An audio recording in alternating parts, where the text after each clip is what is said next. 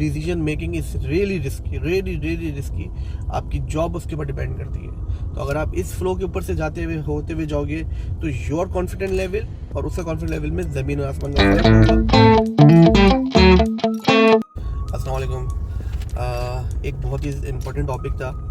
काफ़ी दोस्त यार और रिलेटिव फ्रेंड्स सर फ्रीलांस के हवाले से काफ़ी क्वेश्चंस करते हैं और पूछते हैं कि यार किस तरीके से स्टार्ट करना चाहिए और क्या बेटर वे है। तो पहली बात तो ये मैं आपको बता दूं कि भाई जो फ्रीलांस है उसमें आपका लॉस ज़्यादा है और बेनिफिट थोड़ा सा कम है। बस बेनिफिट इतना है कि आप जो है रिमोटली काम कर रहे होते हो, डिपेंडेंसी नहीं होती लोकेशन की और कई प्रोजेक्ट कर सकते हो। बनिस्बत इसके ये थोड़ा सा आप फ्रीलांस को छोड़ के एक कंपनी बेस्ड जॉब करो और बेटर ये है कि फ्रीलांस करो, ना कि आप ऑफिस के में ऑन लोकेशन कह लें या ऑन साइट कह लें काम करने के। आईटी से रिलेटेड बात करूँ तो उसमें आपको क्या कंपैरिजन है वो मैं थोड़ा सा समझाता चलूँ आपको कि देखिए आपका जो फ्रीलांस है, फ्रीलांस के अंदर जो है वो आपको क्या नुकसान है और क्या फ़ायदा आपको मिलेगा अगर आप एक कंपनी में बाकायदा एज ए एम्प्लॉय काम कर रहे हो लेकिन एज ए रिमोट काम कर रहे हो।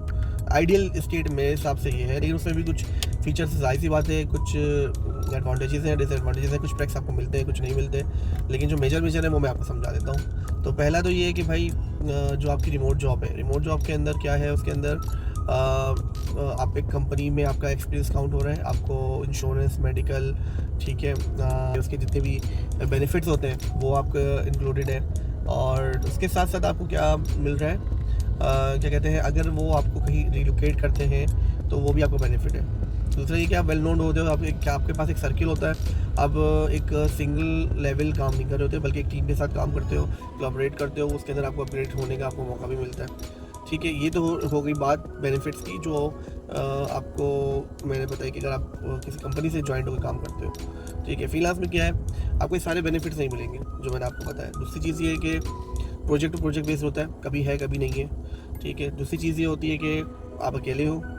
फिर चौथी चीज़ ये होती है कि आपको हर चीज़ खुद ही मैनेज करनी है, डेडलाइंस, आपको कोई सपोर्ट या डिफेंड करने वाला नहीं होता। ठीक है, तो मार्केट रेट से आपको 3 टाइम्स लेसर आपको मिलता है और कभी कभी पेमेंट होती है नहीं होती। इतने ज़्यादा रिस्क है कि मैं कभी मशवरा दूंगा।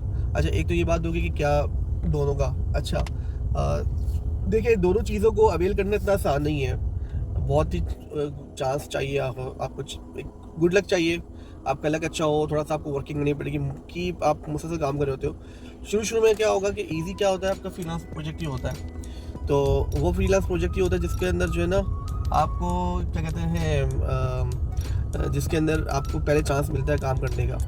फिर क्या होता है कि आप जब वो काम करते हैं, ठीक है, तो उसमें टाइमिंग कंपनी कभी कभी आपसे लॉन्ग टर्म एक कमिटमेंट या प्रोजेक्ट के ऊपर बात करती है, क्योंकि जाहिर सी बात है शुरू में क्या होता है कि आपको टाइम मैनेजमेंट नहीं आ रही होती, आपका एक्सपीरियंस लेवल होता है।